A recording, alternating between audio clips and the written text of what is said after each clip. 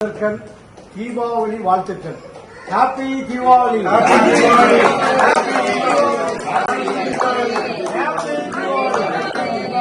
இதுதான் முக்கியம் நமக்கு. அதாவது சார் நான் ஏற்கனவே இதை ஒரு நேரத்தில் நான் வந்திருக்கேன். ரொம்ப நல்ல உள்ளத்தோடு செயல்படுகிறார். அதான உண்மை.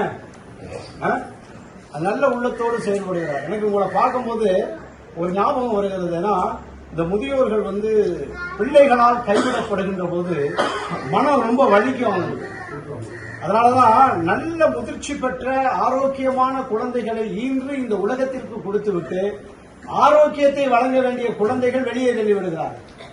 ஆனால் ஆரோக்கியம் இல்லாத ஒரு குழந்தையை நீங்கள் ஈன்ற பொழுது அந்த குழந்தை நன்றி சொல்கிறது. உதாரணத்துக்கு ஒன்றை சொல்கிறேன். 2 கால்களையும் இழந்த குழந்தை கடவுளுக்கு நன்றி சொன்னது.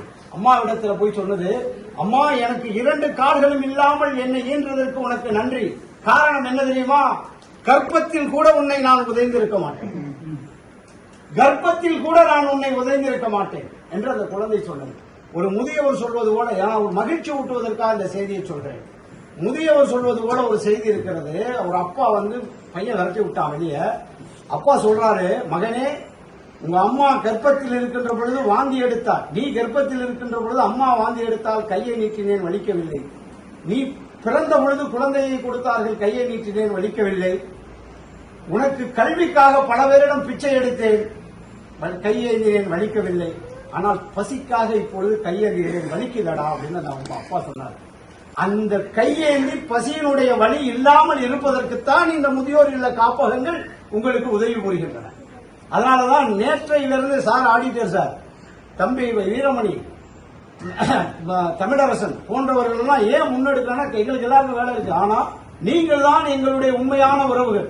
அதான சார்? ஆமா, நீங்கள் தான் எங்களுடைய உண்மையான உறவுகள். நாங்கள் இருக்கிறோம். நீங்க ஒரு மகனாக, சகோதரனாக நாங்கள் எப்பொழுதும் இருப்போம், எப்பொழுதும் வருவோம், உங்களோடு உரையாடுவோம். அதனால நீங்க எதுக்கு ரொம்ப முக்கியத்துவம் கொடுத்தோம்னு வச்சிருக்கலாம். முக்கியத்துவம் கொடுப்பது எதுவும் முன்னுக்கு வரவே வராது. நீங்க மயில் இறகு என்று நாம் பெரிய முக்கியத்துவம் கொடுப்போம். நமக்குத்தான் மயில் இறகு, ஆனால் அந்த மயிலுக்கு அது மயிறு. அவ்வளவுதான் வித்தியாசம். அது மயில் அதாவது ஒரு முடி மாதிரிதான் அந்த மயில் நினைக்கும்.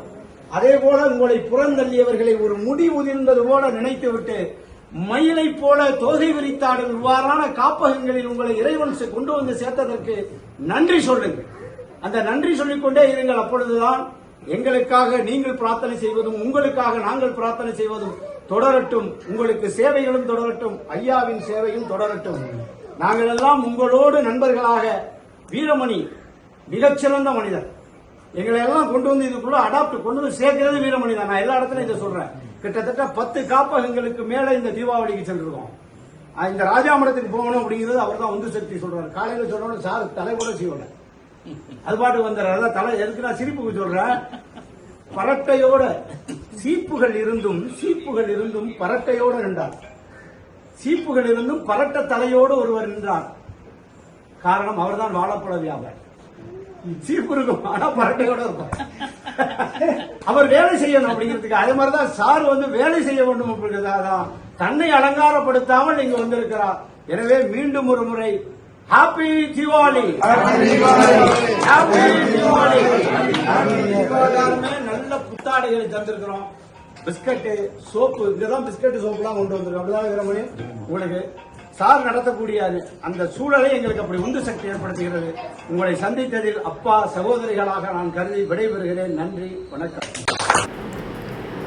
எங்களது இல்லத்திற்கு நேரடியாக வந்து தீபாவளி பரிசுகளை வழங்கிய அனைவருக்கும் தீபாவளி வாழ்த்துக்கள்.